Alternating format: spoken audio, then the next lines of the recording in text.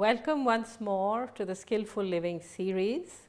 Today I want to go back to the Toltec Wisdom of Central America and the writings of Don Miguel Ruiz. We have already discussed his book, The Four Agreements, and I hope by now we have all made these four agreements with ourselves. I'll just do a very quick recap. The four agreements are: be impeccable with your word, don't take anything personally, don't make assumptions, and always do your best. If you've missed a discussion of any of these agreements, please refer to the earlier videos that have discussed the agreements at some length. If you have made these agreements with yourselves and if you're implementing these four agreements, then you're ready for the fifth agreement. Some years after Don Miguel published the four agreements, he wrote another book, this time with his son Don Jose Ruiz, and this book is called The Fifth Agreement. This is what I really want to discuss today. The fifth agreement says, be skeptical but learn to listen. So Don Miguel says, don't believe lies. When you hear something, when you read something, listen, consider it, but don't believe it unless there is some evidence, unless you have some reason to believe it. So be skeptical, in other words. Consider whatever comes your way with skepticism, with a healthy dose of skepticism, let's say. That's what I would say. So I want to give you a few examples today of how this could play out in our lives. So for me, as you know, I am a Reiki healer and Reiki teacher now. But many years ago, when I first heard of Reiki, I found it hard to believe in it. I found it hard to believe that someone could just use their hands to channel healing, supportive energy to another person. Because I had no evidence for this, I didn't have any reason to believe it. So I remained skeptical for a while. But then when I saw the results of Reiki, I lost my skepticism. I decided to believe my experience. It was, in a way, not directly my experience, but someone did Reiki for my mother, and I saw her really miraculous recovery within days. And so I became very interested in Reiki. I started reading up on it. Eventually, when I got a chance to learn Reiki for myself, I did. And now, of course, I believe fully in it. So now when people tell me they're skeptical, I say, yeah, I understand, been there. I was there myself once. But why don't you book a session and feel the energy for yourself? Then you can choose to believe your own experience. You don't have to believe my words. You can be skeptical of my words.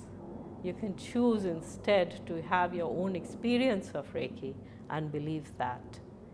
So that's one example I wanted to share today. The other example is very obvious, that of gossip. If somebody tells me something negative about a third person, should I believe it simply because it's being said to me? And worse, should I even pass it on to others, even though I have not yet been able to check, and maybe I don't need to check really, but I don't know for myself that it's true, but I choose to believe it and pass it on. This is, of course, not being skeptical, and it's not being ethical either.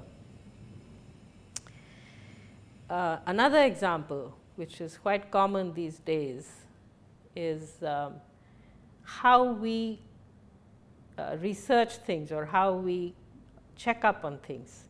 So many years ago, when I was working as an editor, I corrected something that had come to me, and the author was upset and said, no, it's what I wrote is correct. I checked it. That is the correct term. It was a financial term. And I said, no, I don't think so. Where did you check it? So she said, well, I Googled it. I looked it up on the internet. So I said, let's Google it together. And when we Googled it, the first thing that came up, the first reference to this term that came up through Google was from someone's blog. I said, did you ever consider that that person might have got it wrong? Maybe it's a typo, or maybe they don't know the correct term. If you want to look it up on the internet, look for an online dictionary. So I think in our times, especially, this has become very important as well. Be skeptical of something just because you read it somewhere or you find it on the internet. The internet is a fabulous source of information, but I think we must learn to be careful of the source of the information, and you can usually check on the internet what the source of the information is. So if you look up an online dictionary which has a good reputation, it's more likely that you'll get the correct spelling.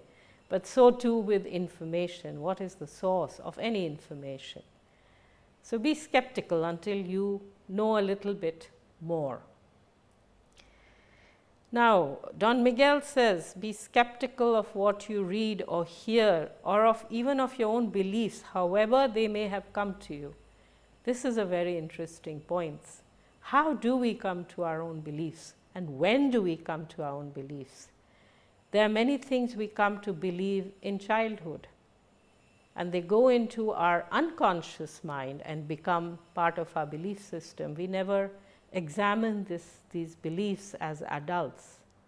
So it may be a good idea once in a while to just bring your beliefs out into the light of day and examine them and see if you have good evidence to carry on holding these beliefs, or if you want to just let them go because you don't find good evidence, good reason to hold on to them.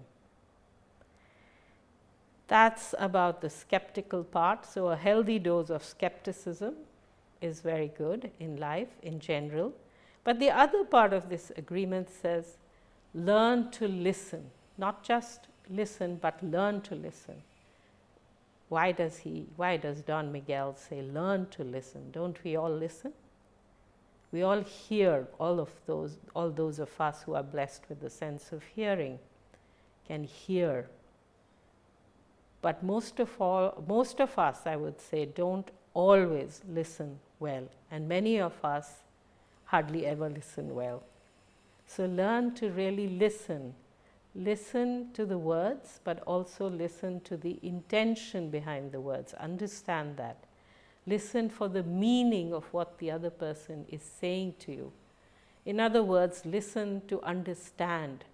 Don't listen only to enable you to reply. So even before the other person has stopped speaking, you might already be composing your reply in your head. That's not listening. It may be hearing, but it's not listening. So really listen, try to understand what they're saying. And then you can bring your skepticism into play if you want, and decide whether or not you want to believe what the other person is saying, how you want to respond to it. As a counselor, I would add one more thing. So Don Miguel says listen for the intention and listen for the meaning. I would say listen also for the emotion behind the words. If it's an emotional situation, sometimes the words don't say it all, and this in counseling is called active listening, a very useful skill indeed. So I'm going to leave it here just to repeat this fifth agreement: be skeptical but learn to listen. Thank you for listening to me today, and see you next week.